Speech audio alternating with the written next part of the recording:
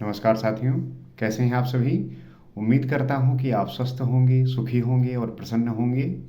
श्री रामचरितमानस में आपका स्वागत है। हम राम के चरित्र का गुणगान करते हुए भगवान शंकर, पार्वती और ऐसी कथाएं, ऐसे सीख, ऐसा ज्ञान जो गोस्वामी तुलसीदास जी ने अपने रचित श्री रामचरितमानस में वो बताया है, समझाया है कि जिसको जानने के बाद आपको कहीं और जानने की आवश्यकता नहीं है, क्योंकि इस ग्रंथ में सारी चौपाइयों में और दोहों में वो ज्ञान समाहित है जो कि जिसका कोई मूल्य नहीं है।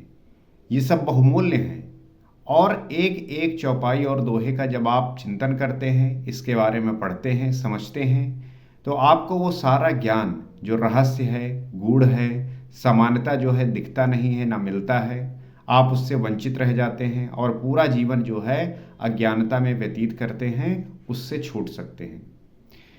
तो आइए हम साथ में मिलकर इस ग्रंथ का अध्ययन करते हैं, पाठ करते हैं, ताकि इसके महत्व को समझते हुए, इसकी भाषा को समझते हुए, इसके अर्थ को समझते हुए अपने जीवन में वो आदर प्रस्तुत कर सकें, ऐसा व्यक्ति बन सकें जो होना आवश्यक हो जाता है।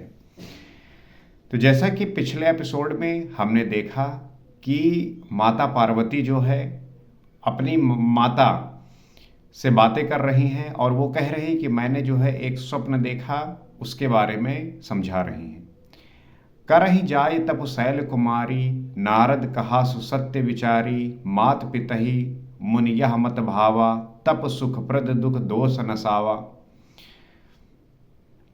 तो उन्होंने कहा मैंने एक सपना देखा। माता पार्वती कह रही है कि मैंने जो है एक सपना ऐसा देखा कि मुझे एक सुंदर गौरवर्ण श्रेष्ठ ब्राह्मण ने ऐसा उपदेश दिया। क्या उपदेश दिया? कि हे पार्वती, नारद जी ने जो कहा है उसे सत्य समझकर तू जाकर तप कर। ये मैना कह रही हैं, पार्वती जी की माता। फिर ये बात तेरे माता पिता को अच्छी लगी है, तब सुख देने वाला और दुख दोष का नाश करने वाला है। वो ये बता रही हैं, समझा रही हैं कि तुम जो है जाके तपस्या करो, और ये बात जो है उसके माता पिता को भी अच्छी लगी है। तपस्या जो है सुख देने वाला है और दुख जो है दोष का नाश करने वाला है। इसीलिए मैं जो है आप सभी से ये निवेदन करता हूँ और आग्रह करता हूँ कि आप तपस्या से मत डरिए। तपस्या जो है आपके सारे दुखों का, सारे दोषों का नाश करने वाला और सुख देने वाला है। और जो व्यक्ति तपस्या से भागता है, जो व्यक्ति तपस्या को अपनाता नहीं है, वो फिर पूरे जीवन में जो है दुख और दोष से युक्त रहता है। तो अगर आपको दुख और दोष से रहित होना है, आप ये चाहते हैं कि आपके जीवन में दुख ना हो, तो आपको तपस्या करनी ही होगी। तपस्या करने के बाद ही आपको जो है सुख मिलता है। तपबल रचय प्रपंच विधाता, तपबल विष्णु सकल जग त्राता, तपबल शंभु करहि संहारा, तपबल शेषु धरई महिधारा। तप के बल से ही ब्रह्मा संसार को रचते हैं। अब आप देखते जाइए कि तपस्या का फल क्या होता है। तो कहते हैं तपबल रचे प्रपंच विधाता, तपबल से ही ब्रह्मा संसार को रचते हैं। तपबल विष्णु सकल जगत त्राता, तप के बल से ही विष्णु सारे जगत का पालन करते हैं। तपबल शंभु करहि संहारा, तप के बल से ही शंभु रुद्र रूप से जगत का संहार करते हैं। और तपबल शेष धरई महिधारा, और तपबल के बल से ही शेष जी पृथ्वी का भार धारण करते हैं। तो यहाँ पे तपबल का जो है उल्लेख किया है कि तपबल होता क्या है। जो व्यक्ति भी तपबल के आधार पर अपने जीवन को जीने की कोशिश करेगा, वो भी जो है उस प्रकार से हो पाएगा जिस प्रकार से ब्रह्मा जी इस संसार को रचते हैं, विष्णु जी पालन करते हैं और शंकर जी जो है, शंभु जी है, संहार करते हैं। तो तप के बल से शेष जी पृथ्वी का जो है भार धारण करते हैं। तो यहाँ पे तप बल सब कुछ होता है, इसीलिए आपको भी उसी की ओर जाना चाहिए, उसी की ओर अपनी शक्ति को प्रवाहित करना चाहिए, क्योंकि वही शक्ति आपको जो है उस तरफ लेके जाएगी, उस तरह बनाएगी। तप आधार सब सृष्टि भवानी, करहि जाय तप अस जिय जानी, सुनत बचन विस्मित महतारी, सपन सुनावहु गिरि हकारी। तो हे भवानी, सारी सृष्टि तप के आधार पर है। ये जो पूरी सृष्टि आप देख रहे हैं, ये जो सब कुछ आपके सामने दिख रहा है, ये सब तपस्या का ही परिणाम है। लोग जो है गलत दिशा की ओर भाग रहे हैं, हर एक व्यक्ति संसार की ओर भाग रहा है, लेकिन जो पूरा खेल है वो पूरी शक्ति का है। और ये शक्ति कैसे आती है? ये आपके तपबल के प्रभाव से आती है। जब आप तपस्या करते हैं तब जो है आपके भीतर शक्ति आती है, और शक्ति का बाई प्रोडक्ट ही सब कुछ होता है। चाहे पैसा हो, चाहे पद हो, मतलब चाहे जो कुछ हो, वो शक्ति के प्रभाव के ही वजह से होता है। तो ऐसा जी में जानकर तू जाकर तप कर। ये बात सुनकर माता को बड़ा अचरज हुआ और उसने हिमवान को बुलाकर वो स्वप्न सुनाया। तो ये सुनकर जो है माता जी, जो उनकी मैना माता जी थी, उनको बड़ा आश्चर्य हुआ और हिमवान को बुलाकर वो स्वप्न जो है सुनाया। मातु पिता ही बहुविध समझाई, चली उमा तपहित हर्षाई। प्रिय परिवार पिता अरु माता, भय बिकल मुख आव न बाता। माता पिता को बहुत तरह से समझाकर बड़े हर्ष के साथ पार्वती जी तप करने चली गई। मातु पिता ही बहुविध समझाई, चली उमा तपहित हर्षाई। माता पिता को समझाकर तपस्या के लिए पार्वती जी जो है चल दी। ये होती है दृढ़ इच्छा शक्ति, ये होता है मनोबल, ये होता है एक मन की मजबूती कि आपने दृढ़ कर लिया कि अब मुझे ये प्राप्त करना है।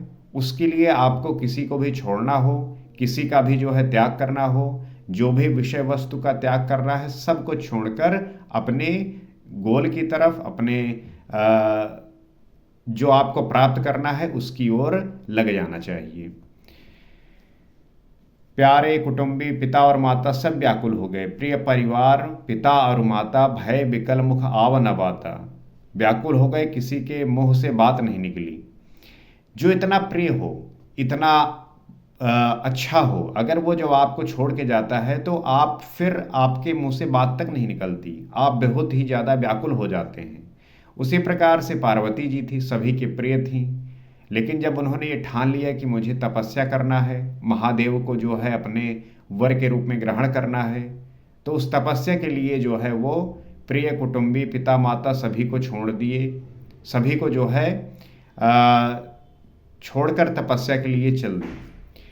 वेद शिरामुनि आई तब, सब ही कहा समुझाए। पार्वती महिमा सुनत, रहे प्रबोध ही पाई। तब वेद शिरामुनि ने आकर सबको समझा कर कहा, पार्वती जी की महिमा सुनकर सबको समाधान हो गया। तब वहाँ पे जो है वेद शिरामुनि आए और उन्होंने सभी को जो है समझाया और कहा, पार्वती जी की जो महिमा है वो सभी का समाधान करने वाली है, और वो सुनकर जो है सभी को इसमें परेशान होना नहीं चाहिए। उर्धरी उमा प्राणपति चरना, जाय विपिन लागी तप करना। अति सुकुमार न तनु जप जोगु, पति पद सुमर तजेव सब भोगु।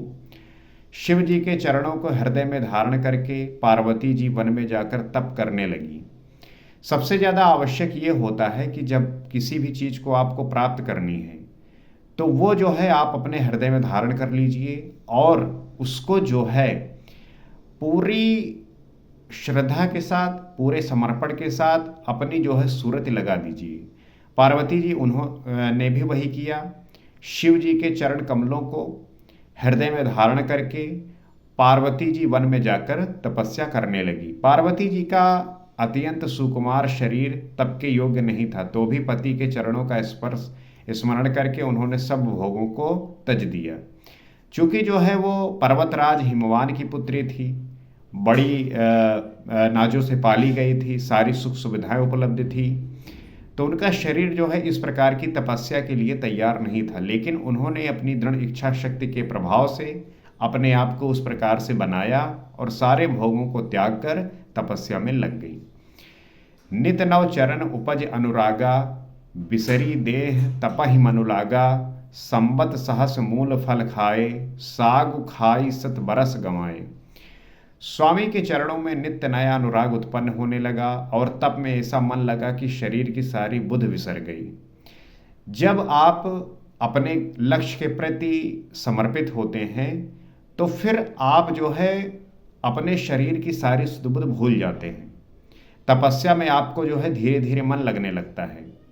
आपका जो है उसके प्रति अनुराग उत्पन्न होने लगता है। जैसे कोई व्यक्ति ये कहे कि मेरा मन जो है पढ़ाई में नहीं लगता या अन्य विषयों के प्रति लगता है, वस्तुओं के प्रति लगता है, तो आप उसको जो है उस क्षेत्र में डालिए और जो है नित्य धीरे धीरे पढ़ाइए।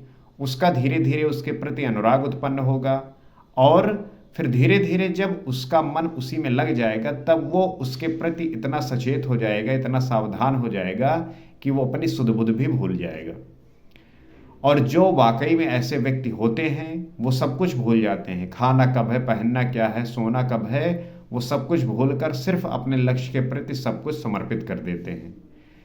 जो आजकल लोग बहुत कहेंगे कि भैया पढ़ाई बहुत करते हैं, तैयारी बहुत करते हैं, हमारा जो है सिलेक्शन नहीं हो पा रहा है, क्या कारण है? तो जिस दिन आप ये भूल जाएंगे कि मुझे खाना भी है, तब जो है आपको जाकर वो लक्ष्य प्राप्त होगा।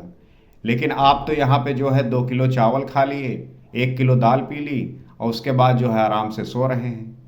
तो ऐसे जो है आपको लक्ष्य नहीं प्राप्त होने वाला। यहाँ पे तो सुध बुध भूल जाती है। लक्ष्य को प्राप्त करना आसान अगर होता तो हर एक व्यक्ति इस प्रकार से प्राप्त कर पाता, लेकिन आपको जो है तपस्या करनी ही होगी। अगर आपको प्राप्त करना है तो आपको जो है सब कुछ भूलना ही होगा। संवत सहस मूल फल खाए। अब यहाँ पे गोस्वामी तुलसीदास जी लिखते हैं कि कितने समय तक उन्होंने क्या खाकर रहा। 1000 वर्ष तक उन्होंने मूल और फल खाए। आप जंगल में गए होंगे, पहाड़ों में गए होंगे, चित्रकूट गए होंगे, कई ऐसे स्थान गए होंगे जहाँ पे कंद मूल फल मिलता है, फल वहाँ पे मिलते हैं। तो वो खाकर जो है वो 1000 वर्ष तक रही। और फिर साग खाई 7 बरस गंवाए, फिर 100 वर्ष तक साग खाकर बिताया। 1000 वर्ष तक मूल और फल खाए और फिर 100 वर्षों तक उन्होंने सिर्फ साग खाकर बिताया। तो ये तपस्या उन्होंने की शिव जी को प्राप्त करने के लिए। क्या आप अपने लक्ष्य को प्राप्त करने के लिए ऐसी तपस्या कर रहे हैं? क्या आप भी जो है अपने जो लक्ष्य बनाया है उसके प्रति उतने ईमानदार हैं? जब आपके भीतर ऐसी ईमानदारी होगी तो आपके साथ भी इसी प्रकार की घटना घटने वाली है। कछ दिन भोजन बारी बतासा, किए कठिन कछ दिन उपवासा, बेल पाति मही परई सुखाई, 3 सहस संबत सोई खाई। कुछ दिन जल और वायु का भोजन किया। कछ दिन भोजन बारी बतासा मतलब कुछ दिन सिर्फ जल और फिर वायु का भोजन किया और फिर कुछ दिन कठोर उपवास किए। जो बेलपत्र सूखकर पृथ्वी पर गिरते थे 3000 वर्ष तक उन्हीं को खाया। बेल पात मही परई सुखाई, 3 सहस संबत सोई खाई। शिवरात्रि अभी कुछ दिन पहले हुआ था, सावन आता है। आप जो है देखते होंगे बेलपत्र जो है शंकर जी के ऊपर चढ़ाते हैं। तो जो बेलपत्र सूख कर गिर जाता था पृथ्वी पर, उसे जो है 3000 वर्षों तक उसको खाके उन्होंने व्यतीत किया। पुन परिहरे सुखाने उपरना, उमहि नाम तब भयउ अपर्णा, देख उमहि तब खीन शरीरा, ब्रह्म गिरा भय गगन गंभीरा। फिर सूखे पर्ण पत्ते भी छोड़ दिए, तभी पार्वती का नाम अपर्णा हुआ। उसके बाद जो है जो सूखे पत्ते वो खा के रहती थी वो भी छोड़ दिया और तभी से जो है पार्वती का नाम अपर्णा जो है पड़ा। आपने बहुत ऐसी लड़कियों का नाम सुना होगा जिनका नाम अपर्णा होता है। तो अपर्णा का मतलब है कि जिन्होंने पत्ता खाना भी छोड़ दिया हो। इस वजह से पार्वती जी का नाम अपर्णा पड़ा। और तब से उमा का शरीर छीण देखकर आकाश से गंभीर ब्रह्मवाणी हुई। जब आप कुछ खाएंगे ही नहीं तो जाहिर सी बात है कि आप हड्डी सिर्फ रह जाएगी। बहुत अक्सर बात कहते हैं कि जब लोग तपस्या करते हैं, साधना करते हैं, साधक हो जाते हैं, तो उनका खाने का पर जो ध्यान है वो जाता रहता है और फिर जो उनका शरीर है वो कमज़ोर होने लगता है, छीड़ होने लगता है। तब जो सामने वाला व्यक्ति है वो अक्सर ये बातें कहता है, भैया बहुत कमज़ोर हो गए हो आप, कुछ खाते पीते नहीं क्या?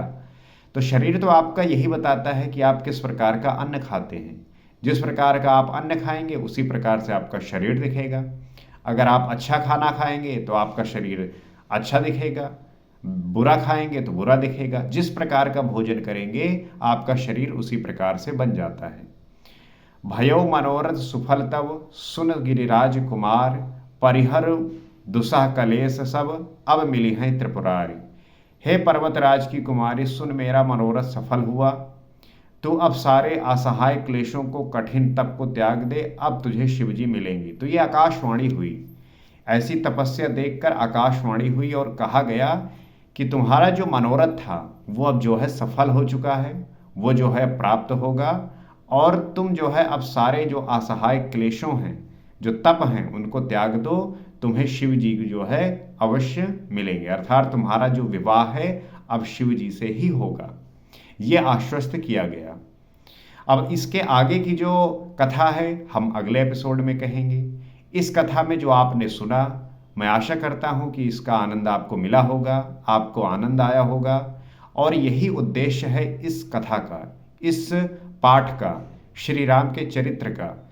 तो आइए हम जुड़कर इस कथा को इतनी मार्मिक और सुंदर बनाएं कि हर एक व्यक्ति इसका रसवादन कर सके और इसके आनंद में डूबकर अपने आप को सुखी और उस स्थिति पे पहुंचे जहां पे उसके सारे क्लेश, सारे दुख, सारे परेशानियां समाप्त हों।